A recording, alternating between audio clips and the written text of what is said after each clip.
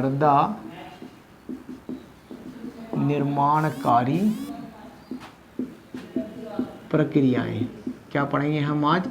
मृदा निर्माणकारी प्रक्रियाएं, soil forming process. English में इसको क्या बोलते हैं? Soil forming process. Soil forming process, PROCESS, soil forming process. देखो, मृदा जो निर्माणकारी प्रक्रियाएं होती हैं वो दो प्रकार से होती है। एक होती है प्राथमिक प्रक्रिया, एक होती है विशिष्ट प्रक्रिया। तो ये दो प्रकार से हो जाएगी, नंबर 1 और नंबर 2, है ना। पहला क्या होता है? प्राथमिक प्रक्रिया, और दूसरा होता है विशिष्ट या गौण प्रक्रिया। विशिष्ट प्रक्रिया, पहला नंबर क्या है? प्राथमिक प्रक्रिया, दूसरा विशिष्ट प्रक्रिया। इन दोनों को मिलाकर हम पेडोजेनिक प्रक्रिया भी कहते हैं। इन दोनों को सम्मिलित रूप से हम क्या बोलते हैं? पेडोजेनिक प्रक्रिया। क्या बोलते हैं इसे? पेडोजेनिक प्रक्रिया। तो मृदा निर्माण में दो प्रकार की प्रक्रिया होती है। पहली होती है प्राथमिक प्रक्रिया, दूसरी होती है विशिष्ट प्रक्रिया, और दोनों प्रक्रियाओं को सम्मिलित रूप से हम क्या बोलते हैं? पेडोजेनिक प्रक्रिया। अब प्राथमिक प्रक्रिया में क्या होता है? संस्तर बनते हैं। क्या बनते हैं? संस्तर बनते हैं। प्राथमिक प्रक्रिया में क्या होता है? संस्तर बनते हैं। क्या होता है? प्राथमिक प्रक्रिया में संस्तरों का निर्माण होता है या संस्तर बनते हैं। और द्वितीय प्रक्रिया में क्या होता है? इस मृदा प्रोफाइल का विकास हो जाता है। क्या हो जाता है? मृदा प्रोफाइल। प्रोफाइल माने परिच्छेदिका। परिच्छेदिका का विकास हो जाएगा। दोबारा सुनना, निर्माणकारी प्रक्रिया दो प्रकार की होती है। पहला प्राथमिक प्रक्रिया, दूसरा विशिष्ट प्रक्रिया। इन दोनों प्रक्रियाओं को सम्मिलित रूप से पेडोजेनिक प्रक्रिया कहते हैं। प्राथमिक प्रक्रिया में मृदा का संस्तर बनता है, जबकि विशिष्ट प्रक्रिया या गौण प्रक्रिया के अंदर मृदा प्रोफाइल या परिच्छेदिका का विकास होता है। ठीक है, फिर हम इसके पद पढ़ेंगे। तो लिखना है इसके अंदर पहले आप टॉपिक डाल लो, मृदा निर्माणकारी प्रक्रियाएं, सोइल फॉर्मिंग प्रोसेस। टॉपिक डाल लें, मृदा निर्माणकारी प्रक्रियाएं, सोइल फॉर्मिंग प्रोसेस। मृदा निर्माणकारी प्रक्रियाएं, सोइल फॉर्मिंग प्रोसेस। इसमें लिखना, इसमें लिखेंगे मृदा निर्माणकारी प्रक्रियाएं दो प्रकार की होती है। मृदा निर्माणकारी प्रक्रियाएं दो प्रकार की होती है। मृदा निर्माणकारी प्रक्रियाएं दो प्रकार की होती हैं। पहला प्राथमिक प्रक्रिया और दूसरा विशिष्ट प्रक्रिया। पहला प्राथमिक प्रक्रिया और दूसरा विशिष्ट प्रक्रिया। पहला प्राथमिक प्रक्रिया और दूसरा विशिष्ट प्रक्रिया। पहला प्राथमिक प्रक्रिया और दूसरा विशिष्ट प्रक्रिया। पहला प्राथमिक प्रक्रिया, दूसरा विशिष्ट प्रक्रिया। लिखना, इसमें आगे एरो लगाना, नेक्स्ट स्टार लिखो। मतलब इन दोनों प्रक्रियाओं को सम्मिलित रूप से, इन दोनों प्रक्रियाओं को सम्मिलित रूप से पेडोजेनिक प्रक्रिया कहते हैं। इन दोनों प्रक्रियाओं को सम्मिलित रूप से पेडोजेनिक प्रक्रिया कहते हैं। इन दोनों प्रक्रियाओं को सम्मिलित रूप से पेडोजेनिक प्रक्रिया कहते हैं। लिखा, नेक्स्ट एरो लगाना। प्राथमिक प्रक्रिया के दौरान, प्राथमिक प्रक्रिया के दौरान संस्तर बनते हैं। प्राथमिक प्रक्रिया के दौरान संस्तर बनते हैं।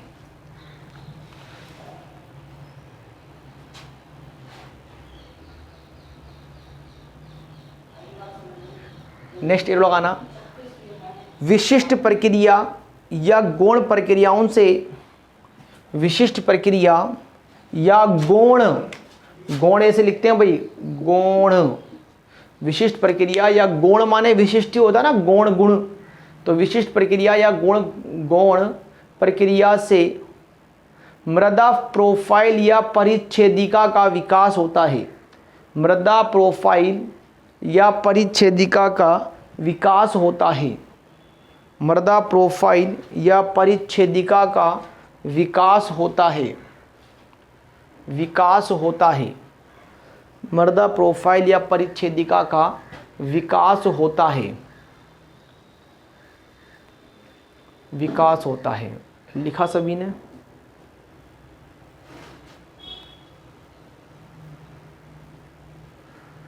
विकास होता है, लिख लिया सभी ने?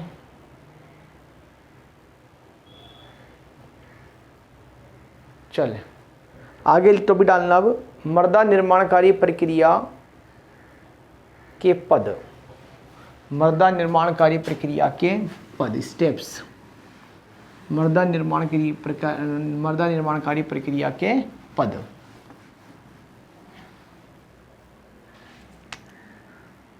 के पद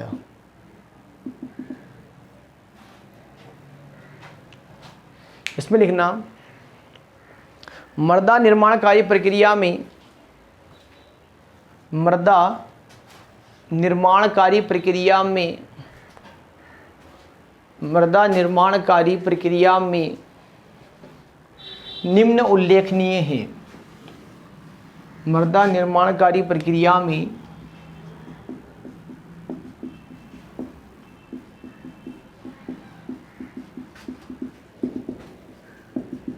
निम्न उल्लेखनीय है। क्या क्या पॉइंट उल्लेखनीय है इसके मैं नाम लिखाऊंगा, पूरे 9 पॉइंट है। Number 1 humification. नंबर 1 क्या है? Number 1 humification. नंबर 2 निक्षालन। नंबर 2 निक्षालन। नंबर 3 निक्षेपण। नंबर 3 निक्षेपण। नंबर 4 पोडजोलीकरण। नंबर 4 पोडजोलीकरण। Number 5 laterisation.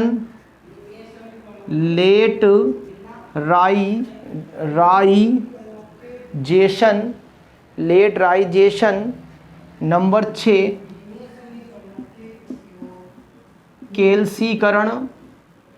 कैल्सीकरण, कैल्शियम वाला कैल्सीकरण। नंबर 7 कैल्शियम जुड़ना है यहाँ पर। नंबर 7 डीकैल्सीकरण, कैल्शियम को वापस बाहर निकाल देना है, डीकैल्सीकरण। नंबर 8 लवणीकरण। नंबर 7 है डीकैल्सीकरण, नंबर 8 है लवणीकरण, और नंबर 9 है पेडोटब्रेशन।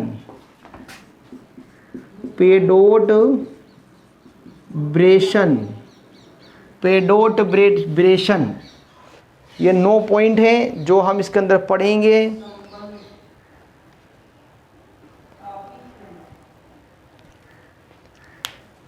लिख लें पहले 7 पॉइंट।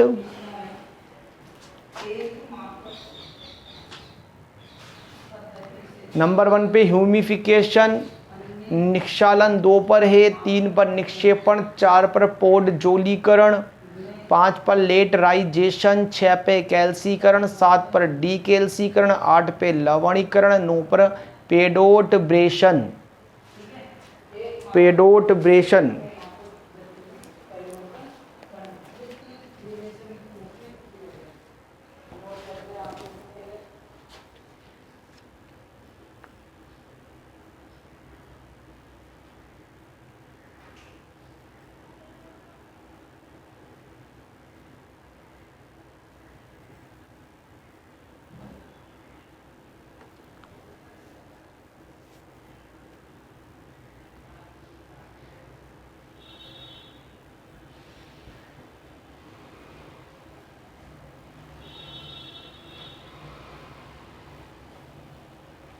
लिख लिया सभी ने? चलो फर्स्ट डाल लेना ह्यूमिफिकेशन। ह्यूमिफिकेशन टॉपिक डाल लो सभी। ह्यूमिफिकेशन, देखो ह्यूमिफिकेशन में क्या होता है, जो मृदा कार्बनिक पदार्थ के जो स्रोत है ना, जो मृदा कार्बनिक पदार्थ के जो स्रोत हैं वो पत्तियां हो सकती है, पेड़ पौधों की टहनियाँ हो सकती हैं, है ना, मृत जानवर हो सकते हैं। ये जो ऊपरी सतह पे कहाँ होते हैं, ये पत्तियां हो सकती है, मृत जीव हो सकता है, मरा हुआ जीव हो सकता है ना, ये जितने भी होते हैं सतह पे एकत्रित होंगे, ठीक है। उसके बाद इनमें विच्छेदन होगा और कार्बनिक पदार्थों का संश्लेषण होगा, ठीक है ना। क्या होगा, इस सतह पर, मृदा ऊपरी सतह पर क्या होगा, पेड़ पौधे, पत्तियां वगैरह, कोई भी कार्बनिक अंश है, जीव जंतु, मृतक जीव जंतु हैं, ये सबसे पहले यहाँ जमा होंगी, इनका विच्छेदन होगा और क्या बन जाएगा, इधर आपका नवीन कार्बनिक पदार्थ का निर्माण होगा, जिससे अपन ह्यूमस कहेंगे। और ये प्रक्रिया कहलाएगी आपका ह्यूमिफिकेशन। ये प्रक्रिया आपकी कहलाएगी, क्योंकि ऊपरी स्तर पे ये काम होता है, इसीलिए ऊपरी स्तर क्या होता है अपना, ओ संस्तर होता है। ओ संस्तर का निर्माण ऊपरी सतह का हो जाएगा, ठीक है ना। अब जो नम उष्ण प्रदेश होता है वहाँ पर सूक्ष्म जीव काफ़ी अधिक सक्रिय होते हैं, तो सूक्ष्म जीव कार्बनिक पदार्थों ज़्यादा विच्छेदित कर देंगे, खुद ही कालेंगे, तो वहाँ पर ह्यूमस कम एकत्रित होगा।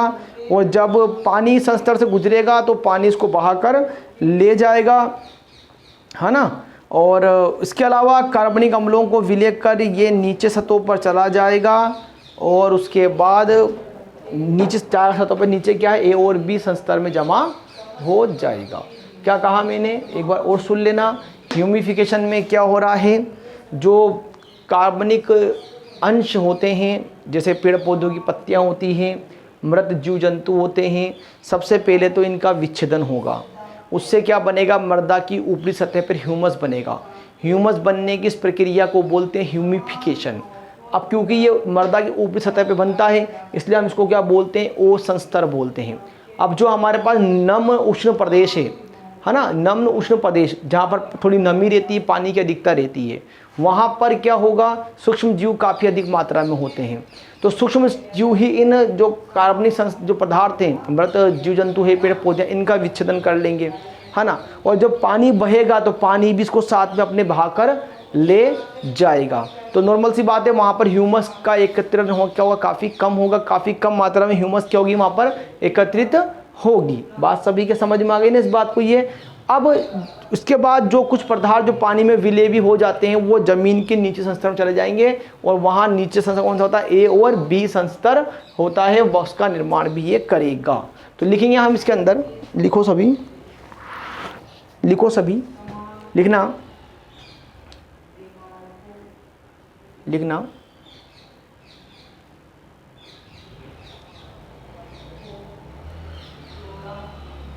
लिखाऊं, चलो लिखते हैं इसके अंदर। मृदा कार्बनिक पदार्थ, जैसे मृदा कार्बनिक पदार्थ, मृदा कार्बनिक पदार्थ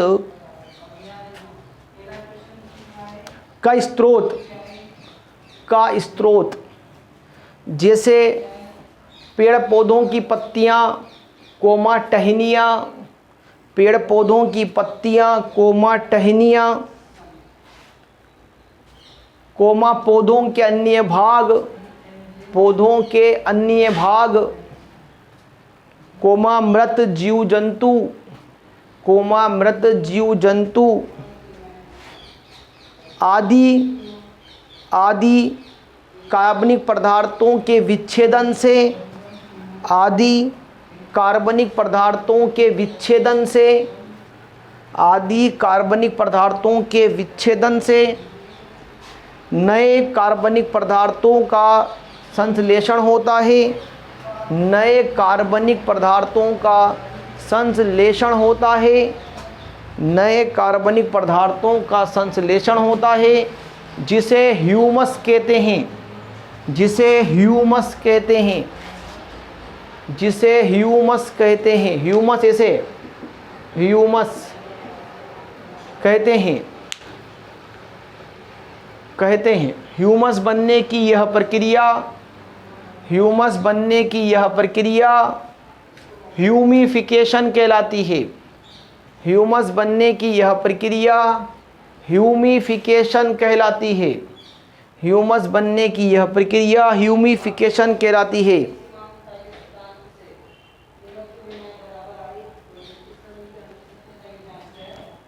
यह भाग मृदा के ऊपर, यह प्रक्रिया मृदा की ऊपरी सतह पर होती है, ऊपरी सतह पर होती है,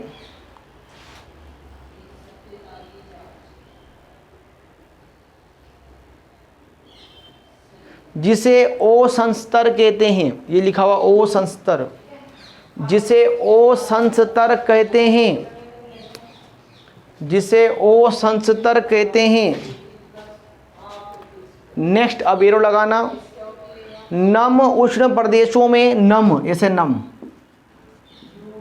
उष्ण प्रदेशों में सूक्ष्म जीवों की अधिक सक्रियता के कारण, सूक्ष्म जीवों की अधिक सक्रियता के कारण, अधिक सक्रियता के कारण कार्बनिक पदार्थों का विच्छेदन जल्दी होता है। कार्बनिक पदार्थों का विच्छेदन जल्दी होता है और ह्यूमस एकत्रित नहीं होता है, और ह्यूमस एकत्रित नहीं होता है, नहीं होता है। जब इस संस्तर से पानी गुजरता है जब इस संस्तर से पानी गुजरता है तो उसमें कुछ कार्बनिक पदार्थ विलय हो जाते हैं, तो उसमें कुछ कार्बनिक पदार्थ विलय हो जाते हैं और निचले स्तरों में चले जाते हैं, और निचले स्तरों में चले जाते हैं। इस प्रकार यह ए व बी, इस प्रकार यह ए व बी संस्तर के विकास को भी प्रभावित करते हैं। इस प्रकार यह ए व बी संस्तर के विकास को भी प्रभावित करते हैं। लिखा हुआ ए व बी संस्तर के विकास को भी प्रभावित करते हैं। चलें, प्रभावित करते हैं। नंबर दूसरा आएगा टॉपिक निक्षालन, इवेल्यूशन। निक्षालन, इवेल्यूशन है ना,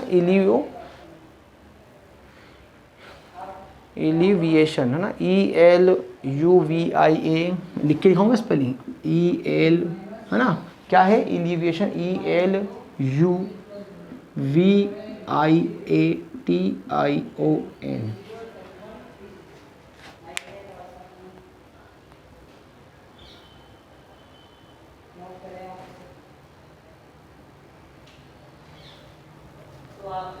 देखो आपको मैंने बताया है निक्षरण माने क्या होता है, धुलाई। क्या होता है, धुलाई है ना, धुलाई मतलब छन के जाएंगे वो चीज़। तो जो जाएंगे नीचे तो कहाँ जाएंगे, अवयवी कण ह्यूमस के कार्बनिक पदार्थ के ए और बी संस्तर में चले जाएंगे। तो आप इसमें नॉर्मल देना, निक्षालन का अर्थ धुलाई होता है। लिखें सभी, निक्षालन का अर्थ धुलाई होता है। निक्षालन का अर्थ धुलाई होता है,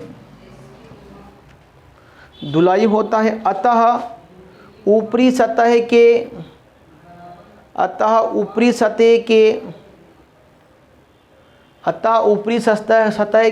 अवयवी कणों का छन कर, अतः ऊपरी सतह के अवयवी कणों का छन कर निचली सतह में आने की प्रक्रिया को, निचली सतह में आने की प्रक्रिया को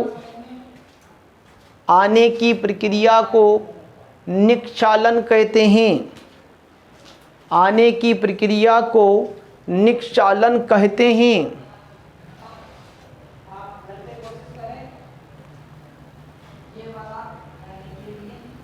नेक्स्ट लगाना, आर्द्र जलवायु वाले स्थानों में, आर्द्र ऐसे है ना जहाँ पर पानी की थोड़ी कमी है, आर्द्र जलवायु वाले स्थानों में, वहाँ क्या होती, मिट्टी होती है स्थानों में, है ना। सिलिका, मिट्टी क्या है, सिलिका, सिलिका सूत्र याद है सभी को, SiO2 लिख देना, सिलिका कोष्टक में SiO2। निक्षालित होकर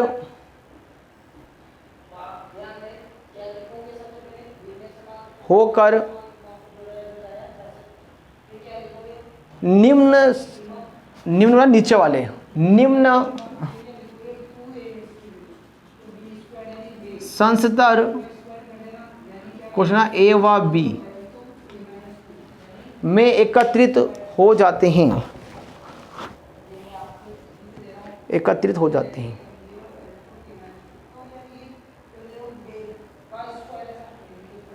ठीक है, ये नंबर 2। अगला आगा नंबर 3 निक्षेपण। निक्षेपण, निक्षेपण निक्षलन धुलाई, निक्षेपण धुला हुआ, धुला हुआ, धुला हुआ तो जमाई होएगा है ना, इल्यूवेशन। क्या होता है? इल्यूविएशन, VIATION ना, निक्षेपण। इसका अर्थ क्या होता है? धुला हुआ। यानी जो कार्बनिक और कार्बनिक अवयव के जो कण है ना, जब वो नीचे संस्तर में पहुंच जाएंगे, जमा हो जाएंगे, तो उसे हम क्या बोलेंगे? निक्षेपण कहेंगे। ठीक है, और इसमें कौन कौन से कण जमा होते हैं? Aluminium, iron. ठीक है, तो लिखना निक्षेपण का अर्थ धुला हुआ होता है। निक्षेपण का अर्थ धुला हुआ होता है, धुला हुआ होता है। निक्षेपण का अर्थ धुला हुआ होता है। अतः इसमें, अतः इस प्रक्रिया में, अतः इस प्रक्रिया में कार्बनिक व अकार्बनिक अवयव, अतः इस प्रक्रिया में कार्बनिक व अकार्बनिक अवयव, कार्बनिक व अकार्बनिक अवयव निचले संस्तरों में पहुंचकर, निचले संस्तरों में पहुंचकर जमा हो जाते हैं। निचले संस्तरों में पहुंचकर जमा हो जाते हैं।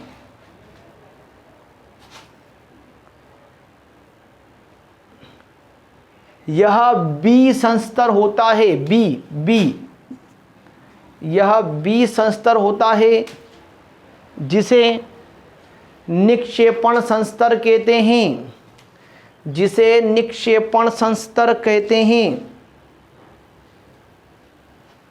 इस संस्तर में क्ले, एल्यूमिनियम, आयरन आदि, इस संस्तर में क्ले, एल्यूमिनियम, आयरन लिखा हुआ है, clay AL, aluminium FE, iron आदि एकत्रित होते हैं, एकत्रित होते हैं।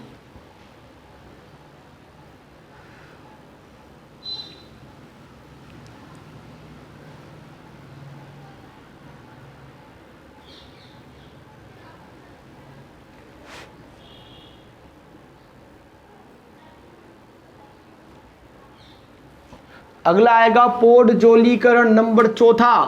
पोडजोलीकरण, पोडजोलाइजेशन, पोडजोलीकरण, पोडजोलीकरण। क्या लिखा मैंने? पोडजोलीकरण, पोडजोलिजेशन, पोडजोलिजेशन।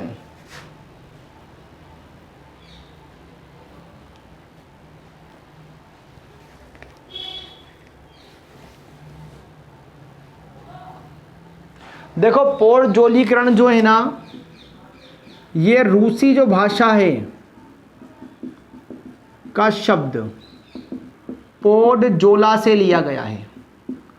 पोडजोला का मतलब होता है राख जैसा, है ना, लोहे का, एल्यूमिनियम का, राख जैसा। क्या होता है इसका मतलब? राख जैसा होता है। ठीक है, बात समझ में आ रही है? पोडजोला शब्द कहाँ से लिया गया है? रूसी भाषा का शब्द है, पोडजोल या पोडजोला से लिया गया है, जिसका अर्थ होता है राख जैसा।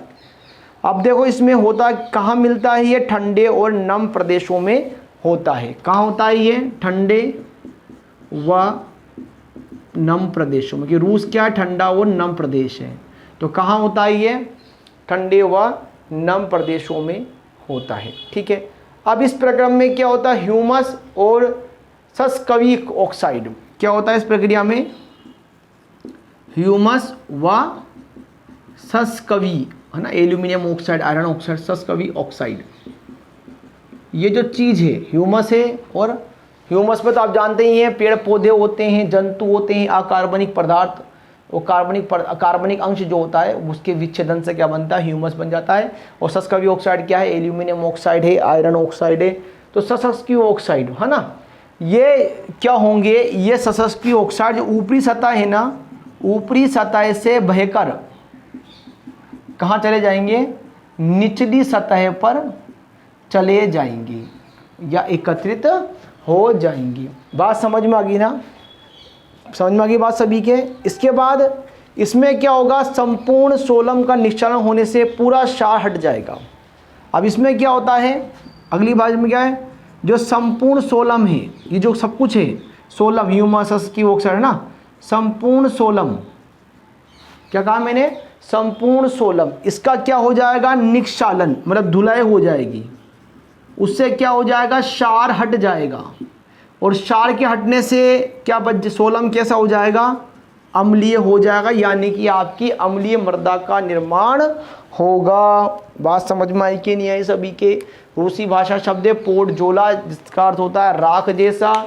इसमें क्या था, ह्यूमस और सस्कवी ऑक्साइड जो है ऊपरी सतह से बहकर निचली सतह में जमा हो जाएगी, संपूर्ण सोलम के निष्कासन से क्षार हट जाएगा और अम्लीय मृदा का निर्माण होगा। तो लिखना, इसमें लिखो, यह रूसी भाषा के शब्द पोडजोला से लिया गया है। यह रूसी भाषा के शब्द पोडजोला से लिया गया है, जिसका अर्थ होता है राख जैसा, जिसका अर्थ होता है राख जैसा।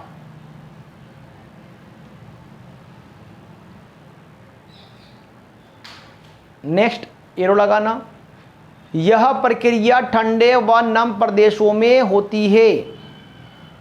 यह प्रक्रिया ठंडे व नम प्रदेशों में होती है। यह प्रक्रिया ठंडे व नम प्रदेशों में होती है। नेक्स्ट लिखना, अगले एरो लगाना, इसमें ह्यूमस व सस्कवी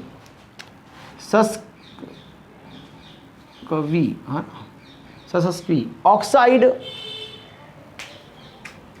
ऊपरी सतह से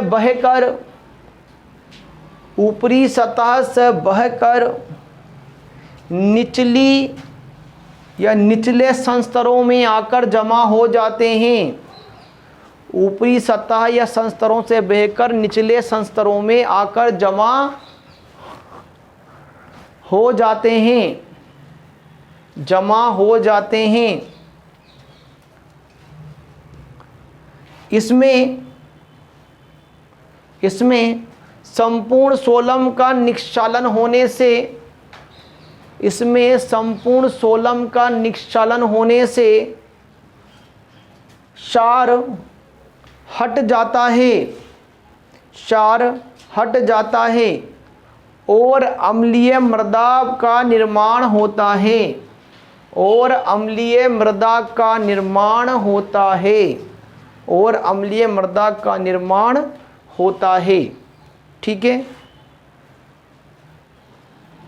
इसी के साथ देखो आपका अभी का टॉपिक जो मैंने 4 पूरे करा दिए वो हो चुका है। कल मैं आपको इसका नेक्स्ट टॉपिक फिर कराऊंगा, 5वां लेटराइजेशन कराऊंगा आपके अंदर, जो नंबर 5 पे आ रहा है। नंबर 6 पे कैल्सीकरण, नंबर 7 पे डी कैल्सीकरण, नंबर 8 पे लवणीकरण, नंबर 2 पे पेट्रोवेशन में इसको कल करवाऊंगा आपको। इसी के साथ आप सभी ये जो है अपना टॉपिक, इसको सभी को इन्फॉर्म कर दो, पढ़ाओ, सब बच्चों को बता दो, आगे सब्सक्राइब कर दो। ठीक है, धन्यवाद, थैंक यू वेरी मच।